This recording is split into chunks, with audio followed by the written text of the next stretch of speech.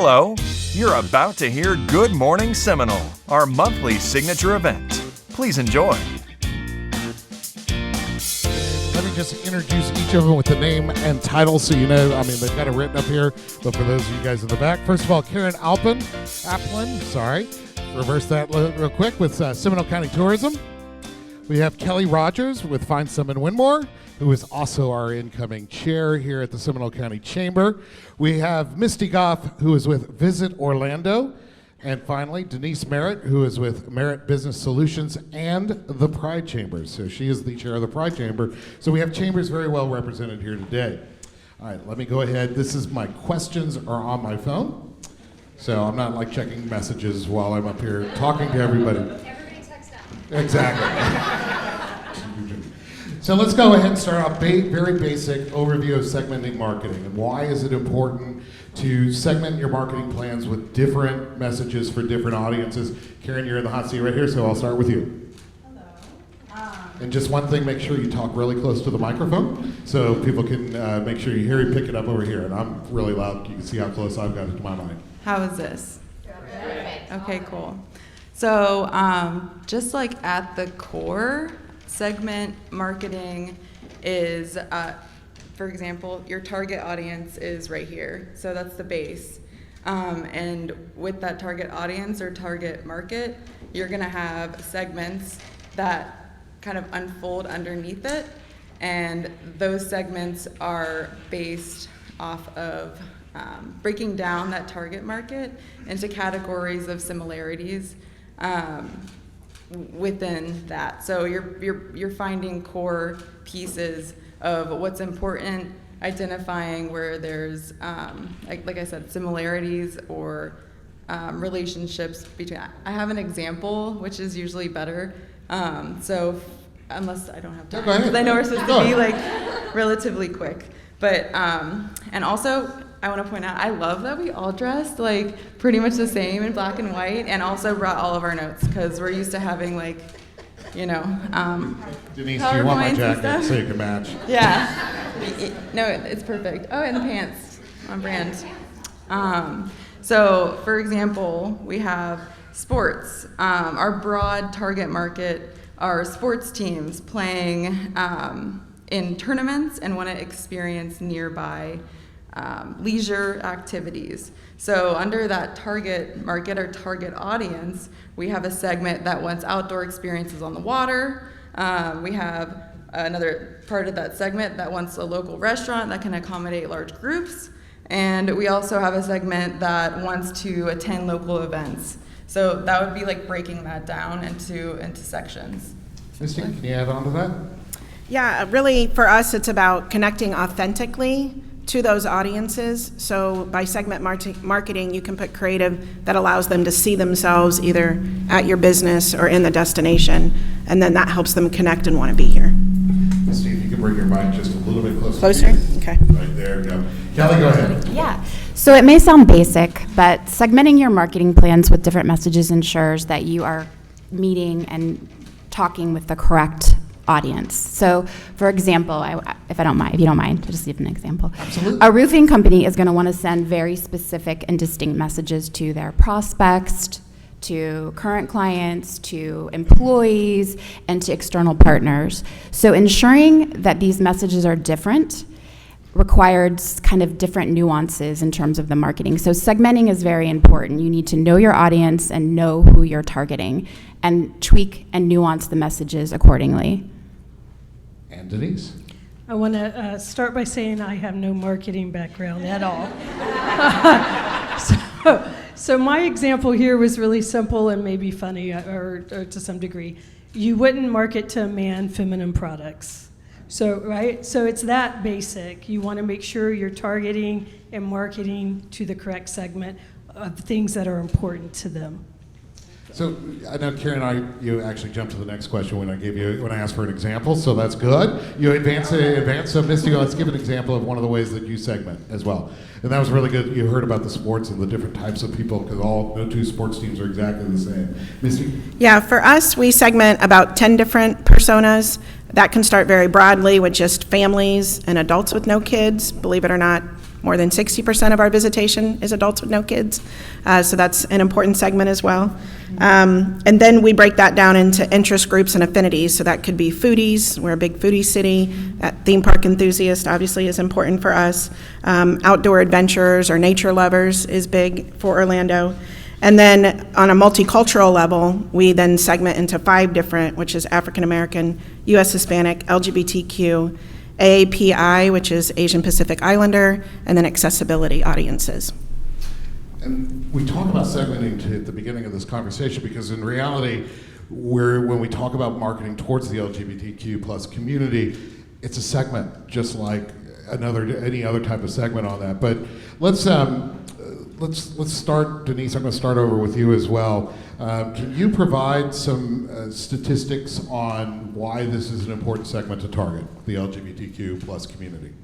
Sure. I brought several. I was hoping I was going to go last so I could pick the one that I thought was most important.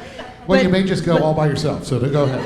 But I'll give this one. Household income is approximately double the national average, nearly $130,000 for gay couples, with 91% of adults aged 22 plus employed full-time and 93% having attended some college. Wow. Anybody else got any other? Kelly, looks like you've got a couple of statistics as well. I have one. Well, there was a lot, but I have one that really stood out to me. The last census report I could find in August of 2021 said that Orlando was home to the most gay and lesbian coupled households in the entire state. So higher than Miami, higher than Jacksonville, higher than Tampa.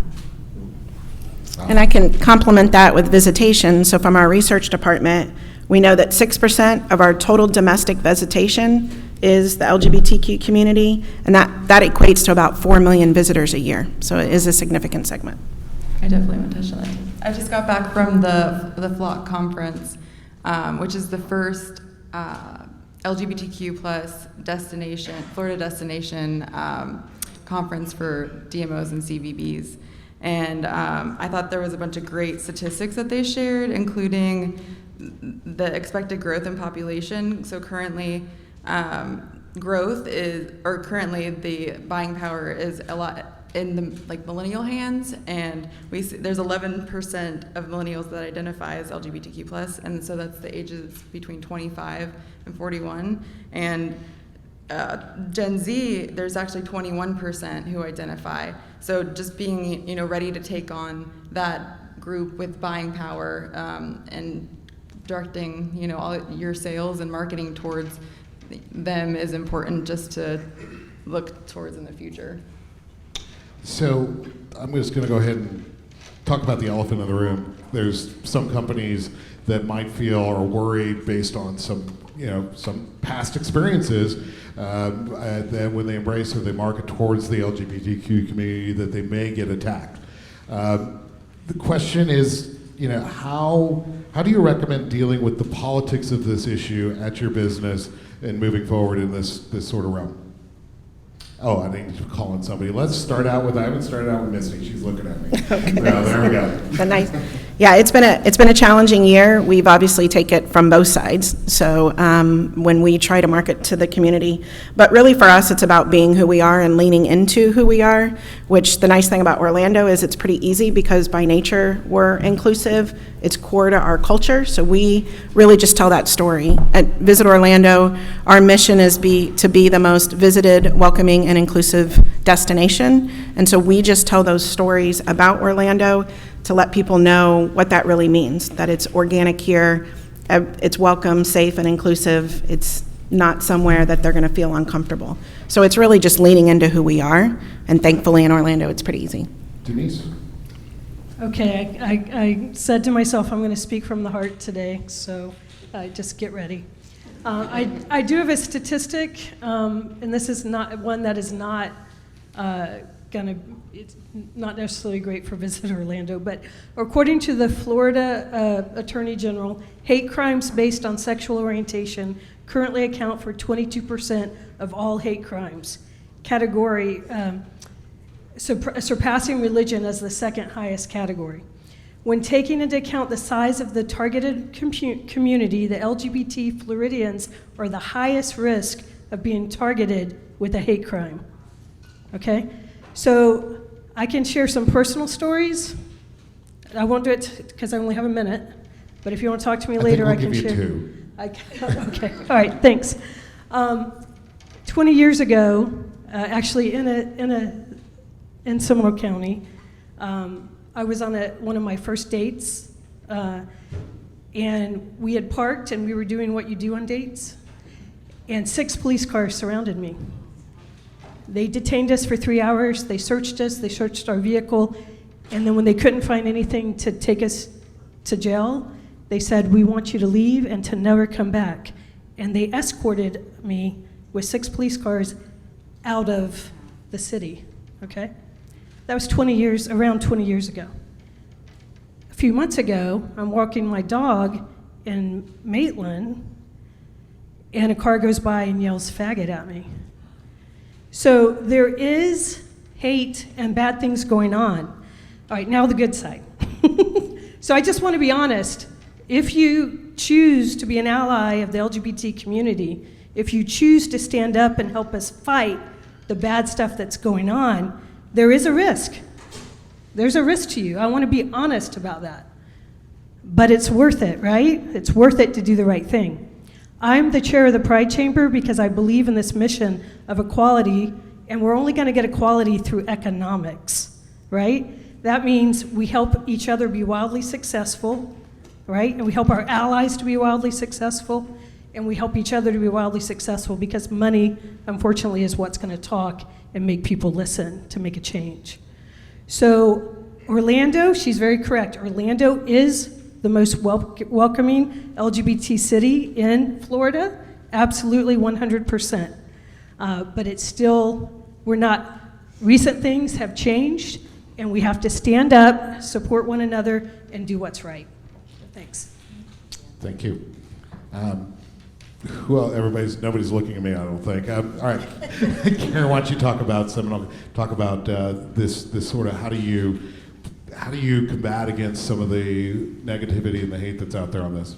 Well, from a marketing standpoint, I feel like it's important to start internally and train your team on how to respond effectively and not emotionally. So having that as like a standard, educating yourself and being aware of, how you're showcasing your brand. For example, we showcase that Seminole County is welcoming to all. Obviously, there are experiences that people have that are not welcoming, which is unfortunate, and I feel like there's potential to take that and turn it around and tell a different story. And that's upsetting. Yeah, just being like educated and aware and delivering that message and staying true to like what the standard you've set. Let's get into some more uplifting stuff. Let's talk, Misty, I want to talk because one of the things that Visit Orlando did earlier on this year, I think we were there was a big chamber event that you guys put on, and you talked about a significant LGBTQ marketing initiative in the Midwest and other places. Can you talk about what you guys did, the results of that, kind of how it's going on that? Yeah, we've actually had a multicultural campaign running for about 3 years now, so it wasn't new this year. It wasn't something we threw together to combat it. It's something we already were doing, which is why we say we just lean into who we are. But that multicultural campaign, what we call Orlando for All, and as I mentioned, there's 5 different segments in that. But for the LGBTQ segment, that is dedicated budget set aside that allows us to partner with national LGBTQ publishers, like a Passport magazine, like an Edge Media Network. They help us create custom content to tell those stories, custom articles, social and digital, that allow us to talk about our LGBTQ business owners, small business owners, our local chefs. We have a really thriving LGBTQ local chef community. So telling those stories, again, about the people and the places and the experiences here versus just giving lip service. It's putting it where it is. We also we partnered with iHeartMedia and created an Orlando float in the Pride Parades. So we were in Chicago last year, we were in Chicago and Dallas this year, and we'll be at the Come Out with Pride Parade here in Orlando in a couple of weeks in partnership with iHeart. So that'll include Johnny's House, Johnny and Ray from 106.7 is going to be on the float with us. And we have a huge delegation walking with us, so we're excited about that as well. And then we just tell those stories. So part of that custom content, we just completed a video that we did with Passport Magazine, brought in a lesbian influencer family, showcased their experience in the destination with their 2 kids, and they just talked about organically how welcome and safe they felt as an LGBTQ family. So again, just leaning into those stories. Karen, talk a little bit about what Seminole County Tourism is doing in this market. Yeah, so again, we define, because we are associated with the county government as opposed to being a separate private entity, we focus on that. We're focused at committing to showcasing a welcoming space that is welcome to all. I'm going to read off my notes because right now I'm having brain farts. I have not had any coffee today, which is either a mistake or a blessing. We'll find out. So we're committed to showcasing experiences that are welcome to all. This includes all-inclusive this is all-inclusive for the LGBTQ community. We invest in ways like partnering with Outcoast. They are LGBTQ Florida focused, and we hosted them for 3 days at a variety of our hotels, or at a hotel and a variety of our attractions, who were interested in being a part of this experience for them, which was already exciting for me because coming into my position, I saw that we didn't have any content that was focused on bringing more of the community in, and so I come in and I'm like, all right, I want to see all the gays here. I want to see all the colors, all the people represented, and so that was probably a little bit alarming for bringing the tourism in-house and marketing in-house, but it went really well. Because it was like our first. This was like when I started, like 3 or 4 years ago, or 3 years ago, and we had great feedback because it was our first one. I followed them for the entire experience to capture, imagery, and also just to like make sure they were safe because I was concerned for how anyone would treat them. So I wanted to be like the bulldog in the room to make sure they were protected while having a good time, so staying out of the way so they could have an authentic experience too. But so we host and have worked with LGBTQ plus influencers. We partnered with LGBTQ businesses, and we worked with Goff, who hosts Pulse-related events, and prior to that, I worked with Come Out with Pride and with their board, and that community has always been a safe space for me too as an ally.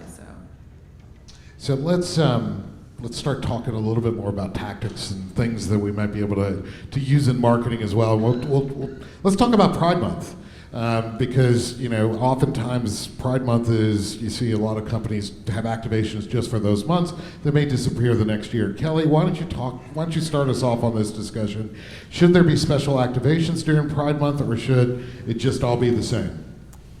So I really feel it is about, you have to understand your brand and know who you support. So there are many organizations, I'm not going to say many, but a number of them who only support Pride and quote-unquote rainbow wash for the month of June. And maybe for the 11 other months of the year, they're radio silent. I think it's really understanding who you are as a business and what you represent. That should be a guide for you, and really to remember that this is not, even as Denise mentioned today, this is not a 1 month thing. We need to think about this as year-round. Denise?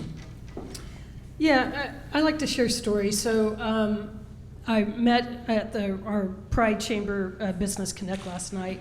I met a high-level management person of entertainment arts. That's the EA, Madden football, all of that, and Maitland. She and her wife recently moved here because they went to Winter Park they happened to be visiting Florida during Winter Park Pride's project where they put out all the Pride flags. And they're like, look how welcoming this city is. Look how wonderful this is to be. And that made them feel confident enough to actually move to Central Florida and to be a part of this community. So it matters.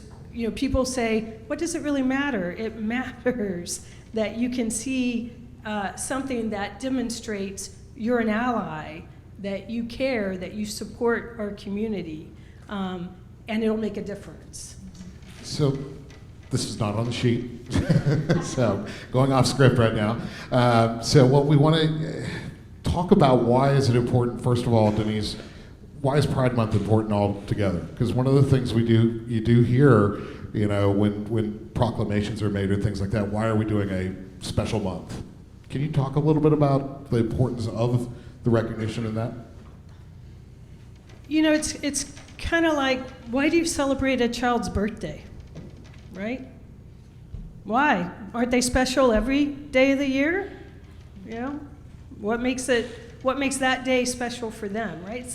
That's maybe not the best example, but I'm a big believer we should be celebrating Pride all year long, right? That's why my emphasis and my charity work or volunteer work is with the Pride Chamber, the business organization that is supporting businesses all year long, right? The Pride, Come Out with Pride is a great event. I'm not being negative to that, but I'm about, it should be all year long, right? But the month is important because there is discrimination. Again, I go back to the statistic I gave a minute ago. It's more important now because it's a way for the community to come together and say, yes, we support you, we believe in you, and it's okay, right? And I don't know, I'm sure other people here actually might be able to answer that question even better than I. Anybody else? Yeah, I would just say, I mean, obviously Pride Month is important, as you said, to show support, to celebrate with the community, to connect with the community. But if you really want to build a relationship, that has to be ongoing. So it can't just be 1 month. But I don't think saying, oh, I'm not going to celebrate that month because I want to show it all year long. You still celebrate with, right? But you build the relationship. Karen? That community is smart. They're going to recognize if you're just celebrating during Pride Month and trying to capitalize on that. So yeah, for businesses, I suggest during that time, instead of targeting that community, I would say participate in events. Have your brand be in the Come Out with Pride parade. Show ways in which you're financially supporting LGBTQ businesses, or connecting with them on their platforms or on forums that are associated with LGBTQ businesses.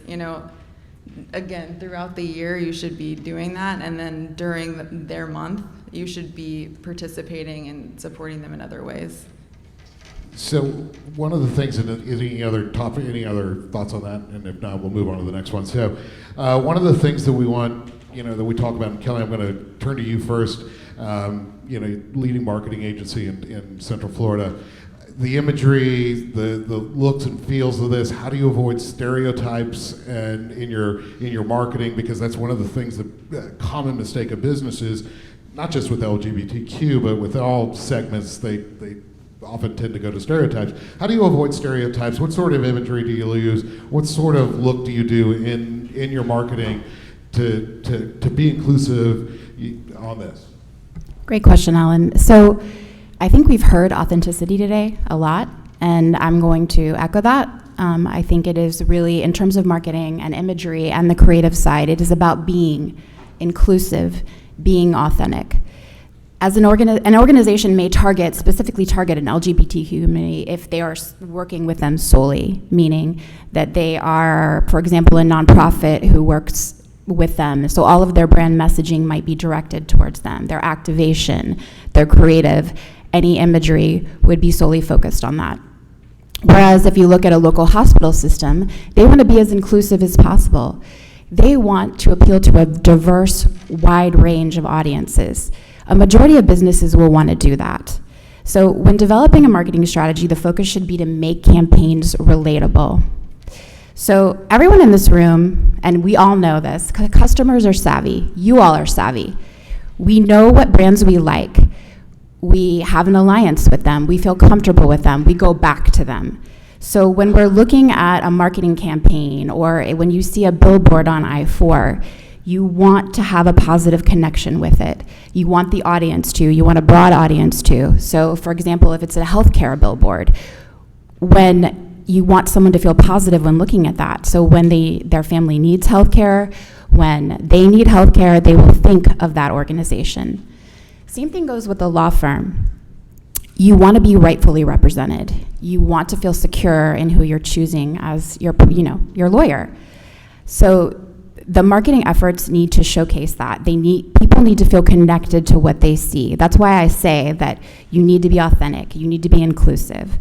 So just remembering all those things, I think when you're thinking about who you're targeting, I think we've talked about even segmenting today too, but for a majority of us, we're looking at a very diverse clientele, and we want to establish brand awareness, and really creating and inspiring the consumer is really the ultimate and primary goal. Misty, Karen, can you add on to that, kind of some of the tactics, some of the imagery that you guys use in your marketing? Let's start out with Karen real quick, and then we'll go to Misty. So imagery, I remember at the conference, they mentioned this, how you're gonna usually see, like, when it's relative to gay men, they look very similar, they're the similar age, and it's a tired way of trying to connect with, that community. So I would say, again, education. Get someone who's familiar in the area. Get someone who knows how to create that space to represent the specific people you may not know you need to represent, or the demographics, and work with professionals who can help guide you in that area. We use a lot of the marketing we use is based off of the influencers we've worked with, so it's authentic to their brand and also to their audience and to ours as well. That connectivity is important to us because we only work with influencers or creators who we can represent their goals as well as ours simultaneously. So I would just say working with people who know what they're talking about is very important, and that's what we do. Misty? Yeah, I would say don't fake it. So, go back 8 years, 10 years, when you were just starting to dabble into it, you would hire talent and they necessarily wouldn't be a gay couple, and it would be, they'd be faking it. And you could pull it off, but that's where it looks contrived. So, when we hire talent, they're a married couple, they're a real couple, and it comes across on camera much more authentic. And then, as you said, influencers, thankfully in today's world, you can get a lot of real content by utilizing content creators or influencers or user-generated content, and there's different platforms that you can get that content to show actual people having actual experiences, and it's truly authentic. I was just going to mention that I know the influencer world may seem scary when you're first diving into it. There is a difference between a content creator and an influencer. An influencer, you'd be more about the reach and what their big following is and how they can expand or amplify that message, where a content creator can create content for you if you don't have it. And so they may not have as big of a following, but they're authentic in nature to what segment you're trying to talk to, and they can create content for you that you can put on your channels. And that's as easy as look on social, find those ones that you like, and just reach out to them. You'll find out real quick if you can afford them or not, but you can just reach out through the channel. So, fantastic. Do we have any questions from the audience? Yes, Sue. Well, I'll repeat the question for you. Go ahead. You can. I just had a question. given the statistics and given what's happened recently with major brands when they, are almost canceled completely because they try to be an ally, what do you say to a small business where it's really tough today to be a small business, that to reach out to the 11% to be an ally and risk losing the 89% of the rest of the customers? Like, how do you navigate that as an ally to the community when you're talking about your marketing? I will say that it's guaranteed that they won't lose 89%. So, yeah, no. I mean, and I say that just because there are an awful lot of folks that won't put up with that crap that they do. So, Denise, and don't mean to be critical. To me, it's my business, Merritt Business Solutions, is part of the Seminole County Chamber, right? We have Salil Sheldon here as my representative. We're part of East Orlando Chamber. Mandy Waters is my representative there. And then I handle the Pride Chamber, as far as my team, right? What do I want? How do I market? How do I market to straight people, right? It's the same thing. You choose to decide who you're going to market to. Who do you want as your customers? I'm at the point in my life, if I get a customer's on who is rude to my employees, who does not treat people right or fair, I'm not going to do business with that customer, right? Because I don't need to, I don't have to. So you as a business owner have to decide who do you want to play in the sandbox with, right? We like to work with people we like, right? We like to work with people who support us and our beliefs, right? We want to work with people who, in the Seminole County Chamber, we're trying to prove we're a trusted and viable company that's going to give you good service and deliver quality to you to help your business. It's the same thing, and I'm going to do that for who comes in my door, as long as they treat us with respect. And it's kind of the same thing. You don't have to, like he said, it's going to be a small amount of people who are going to not do business with you if you are trying to do business with the LGBT community. And there may be more that support you because you decide to do business with the LGBT community. So, yeah. Any other questions? Because I got one last question. Karen, go ahead. I don't have a question. I just have a comment. I really appreciate. No, well, you know how I am. I really appreciate discussion. I struggle with labels terribly. All right, and I think it is the fact that if we just go back to my own personal motto is one person can make a difference, be the one. I don't care about any of that. Basically, we are taught to be kind and to love and to do business and to treat people with respect. That is what this whole world is missing right now. So whatever that takes, and I'm just going to make a quick comment. All right, for 45 years, I wore my hair short, punk, spiked. I looked better with short hair. My dad called me Pixie. I was born in the 50s, so I always had the short hair.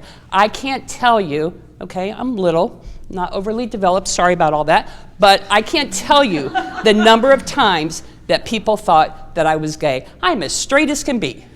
So it goes back to don't judge a book by the cover. Be good, treat people with respect. Thank you for being here. So one of the things, again, what we're talking about necessarily isn't putting labels on people, it's helping with your marketing and segmenting into different markets and trying to build those alliances with all types of different segments and markets. So let's wrap up with one last quick question, probably 15, 20 seconds each. We've got a lot of people here who are small businesses. What are one thing they could do? You know, obviously they don't have the budgets of a lot of the folks up on the table. What could one thing they could do low cost to appeal to this market? Denise, I'm going to go start with you and just rapid fire down here so we can go ahead and wrap this up. So I'm the chair of the local Pride Chamber. You can come and visit the chamber, get to know people. We have our upcoming Pride in Business Awards and Gala. If you want to, you don't have to be a member of the chamber to participate in that. So feel free to check that out. But support LGBT community, whether it's our nonprofits like Come Out with Pride, or the chamber, or the Zebra Coalition that helps teen youth. Whatever is you're passionate about in that, get involved and get to know the LGBT community. Because it's the same thing. We got to know you, you got to know us, and then if it works, we'll work together and support each other, right? Kelly? Yeah, I agree with Denise about getting involved, but I also want to mention that there are essentially 3 types of media. So owned, meaning what you own. So that could be your website, social media, earned, PR, and then also, working on the paid side of things with ads. Owned media is the lowest hanging fruit for a small business. It is a great way to get in front of your audience if you do it the right way. So I highly recommend getting organized with that, creating, understanding who you are as a company, and then utilizing those platforms. You have full control over your message, and this is a great opportunity for a business to do that, and very inexpensive too. Misty? Yeah, I would echo what you were saying to tie into local LGBTQ events, host them at your businesses, and that allows you, instead of standing on the mountaintop and trying to scream to everybody, that's the value of segment marketing, talk to the community you want to talk to and be who you are and mix it in naturally instead of trying to be one thing or another. Karen? Yeah. I think I mentioned this before, but definitely getting involved and connecting to influencers who have a vision that is like-minded as you, who have access to a wide variety of a wide audience that can share the message you're trying to portray. I think that's really important. LGBTQ audiences or influencers who have LGBTQ audience focus, that's just such a valuable platform. It's depending on, you can get a micro influencer, there's different levels of influencer campaigns you can get involved in, but definitely connecting with others who already have that community built and who align with your brand is really important, and it just establishes more friendships too. So yeah, I thought of one more thing, Alan. So the Human Rights Campaign came up with a quality index for businesses, and what they look at is, and this kind of goes off of what Kelly was saying, what's in your personal employee files, right? What's your employee handbook say? Or, do you have benefits for the LGBTQ? Before marriage was legal, did you honor same-sex marriage or couples and offer them benefits? So there's a whole scale of things you can do to show that you are trying to be a business that is showing equality to the LGBT community. And that's out on the HRC Human Rights Campaign. You can check out their website to what do they look at, how to score your business, and just see where do you fall as an inclusive business.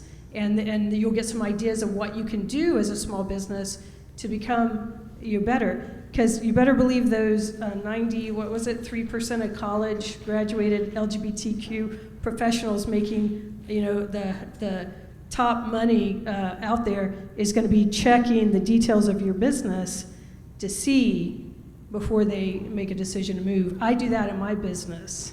I look at who is my vendor going to be, do they support, and do they have those things in place? And if they don't, I choose not to work with them. Yeah. So we got a whole nother discussion coming up on workplace and attraction and all that other good stuff. Let's give these folks a nice round of applause. I'll bring up Rebecca to close us out. If you guys just want to wait there. I think the other thing is have authentic conversations and be open to hearing perspectives that are different than your own. I know that anyone on this panel is open to you asking questions that you may not want to hear, say in front of the whole audience, but it's okay to not know something, but it's not okay to not learn. So I think that's part of the whole discussion as well.